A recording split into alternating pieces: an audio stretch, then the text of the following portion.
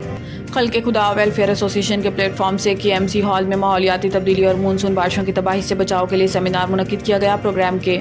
आगाज़ में Sindh soul waste management के डिप्टी डायरेक्टर आमिर हबीब सदीकी ने इंतहाई खतरनाक अस्पताल वेस्ट के माहौल पर मनफी असरात पर बात की और सिविल सर्विसेज का माहौलियाती तब्दीली में किरदार भी बताया। इसके अलावा दीगर मेहमानों ने भी मामलात के बारे में आगाह किया। सेमिनार के चीफ गेस्ट डिप्टी मेयर जनाब कराची सलमान अब्दुल्ला ने माहौलियाती तब्दीली के खतरात के पेश नज़र आने वाले मानसून बारिशों से मुमकिन तबाही के बचाव के लिए म्यूनसिपल सर्विसेज के तमाम अमले के इक़दाम का जिक्र किया